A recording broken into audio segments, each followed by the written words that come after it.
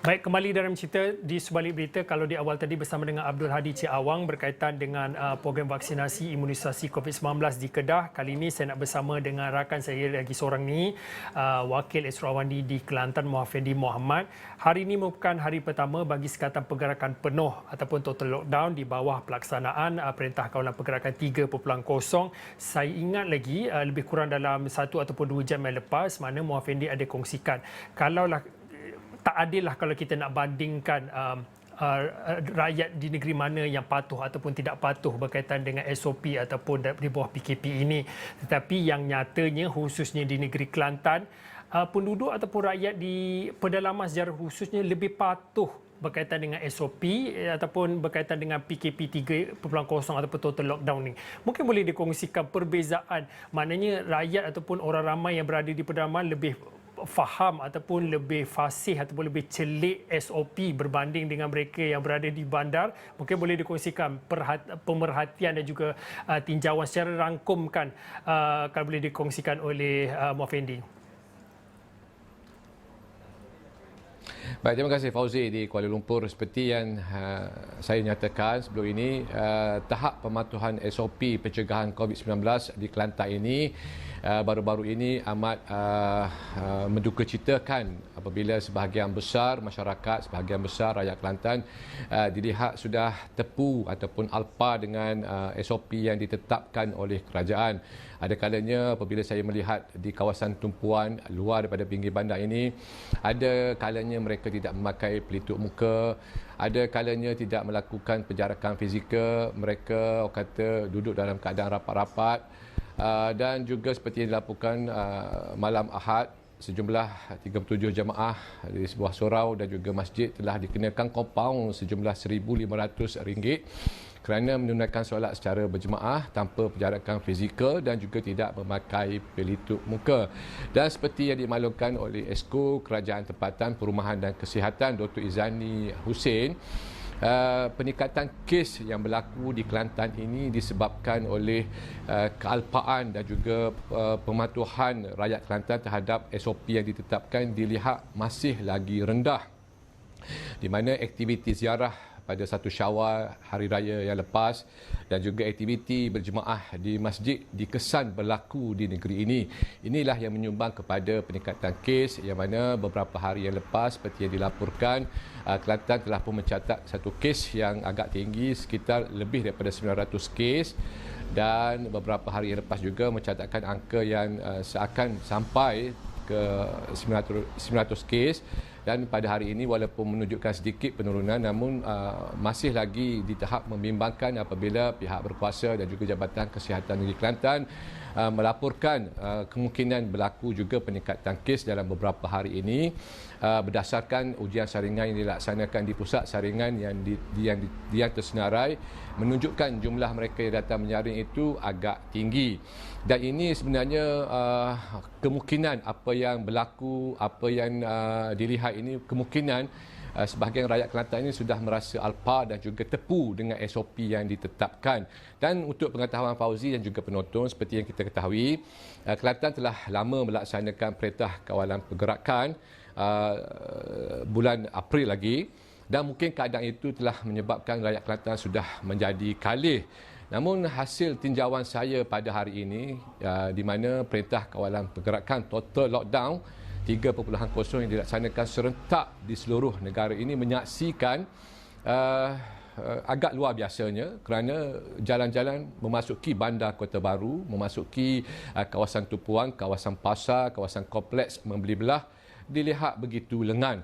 Dan hasil pemerhatian saya sepanjang hari ini bermula daripada sekitar jam 7 pagi sehinggalah ke sebelah tengah hari, mendapati bilangan kenderaan yang memasuki jalan utama di bandar Kota Baru ini agak berkurangan. Mungkin mereka mengambil iktibar, atau mungkin mereka menyedari betapa seriusnya kerajaan dan juga pihak berkuasa di peringkat negeri maupun pusat dalam usaha untuk melandaikan ataupun menurunkan jumlah kes yang berlaku di negeri Kelantan ini saban hari. Saya kira itu mungkin memberi satu kesedaran kerana pada hari ini, hari pertama PKP 3.0 dilaksanakan ini, rakyat Kelantan menunjukkan satu disiplin yang agak tinggi. Ini berbeza dengan keadaan 2 hari yang lepas di mana sebelum kerajaan melaksanakan PKP 3.0 ini, saya mendapati jalan-jalan utama, kompleks membeli belah, pasar raya, pasar tumpuan, pasar basah dan sebagainya masih lagi sesak dengan kehadiran orang ramai, dan ini mungkin kerana mereka ingin mencari barang keperluan dan juga mungkin mereka ingin menyimpan barangan keperluan. Namun apa yang dapat saya perhatikan, situasi ini tidak sepanik yang berlaku pada PKP 1.0 tahun lepas di mana berlakunya panic buying ataupun orang kata pembelian yang panik di beberapa buah pasar raya. Dan saya juga dimaklumkan Sekatan Jalan Raya telah pun ditambah daripada 18 buah Sekatan Jalan Raya yang sedia ada telah ditambah kepada 6 yang kini menjadi 24 buah Sekatan Jalan Raya yang telah dilaksanakan, membabitkan 650 anggota polis. Dan kesemua anggota polis ini telah bertugas selain daripada di Sekatan Jalan Raya, mereka juga turut bertugas dalam operasi pematuhan dan juga pemantauan bukan saja di dalam bandar Kota Baru, bahkan di luar bandar Kota Baru. Dan saya dimaklumkan laluan tikus antara sepadan Kelantan dan juga Pahang ini yang sebelum ini telah dikorek oleh pihak berkuasa oleh polis, namun ditimbus oleh pengguna jalan raya. Namun siang tadi pihak polis telah bertindak menutup kembali laluan tikus menghubungkan Kelantan dan juga Pahang. Jadi kita dengarkan apa yang dikatakan oleh Ketua Polis Daerah Gua Musang. Daripada 6, terdapat 1 cubaan untuk menimbus semula. Walau bagaimanapun laluan tersebut gagal juga ditembusi disebabkan lecaklah. Dan untuk makluman juga, kita juga telah membuat barrier di Taman Rusa di daerah Gua Musang. Ini bermaksud kita menutup 100% laluan tikus yang berada di Gua Musang. Dan pihak polis mengharapkan masyarakat patuh kepada arahan SOP yang telah dikeluarkan dan melalui SGI yang telah kita lakukan demi kebaikan bersama.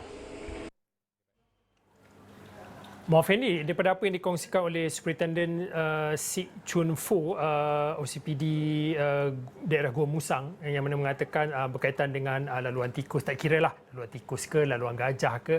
Tetapi semalam atau beberapa hari lepas tular beberapa keping gambar yang menunjukkan pergerakan kenderaan yang melintasi lebuh raya untuk ke Pantai Timur. Saya tak cakaplah pergerakannya ke negeri Kelantan, tetapi kita tahu Pantai Timur selain daripada negeri Kelantan, Pahang dan juga Terengganu. Tetapi mungkin untuk waktu ini dan daripada apa yang disebutkan oleh Superintendent Sik Chun Fo, bagaimana melihat daripada penguatkuasaan pihak berkuasa ataupun polis dalam mana untuk mengekang aktiviti rentas, tak kiralah rentas sepadan ke, rentas daerah ke, khususnya di negeri Kelantan, dalam mana kita melihat di bawah pelaksanaan total lockdown ataupun sekatan pergerakan penuh khususnya di negeri Kelantan ini?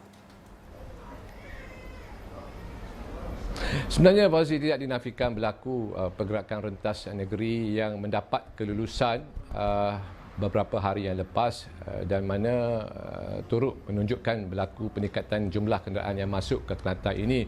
Namun keadaan ini berbeza, tidak seperti yang dilaporkan berlaku pada sebelum 1 Syawal yang lepas di mana peningkatan kenderaan yang masuk ke Kelantan ini telah pun mencecah hampir 30%. Namun bilangan yang merentas negeri mungkin mereka yang mendapat kelulusan ataupun keizinan untuk berbuat demikian jumlahnya agak sedikit.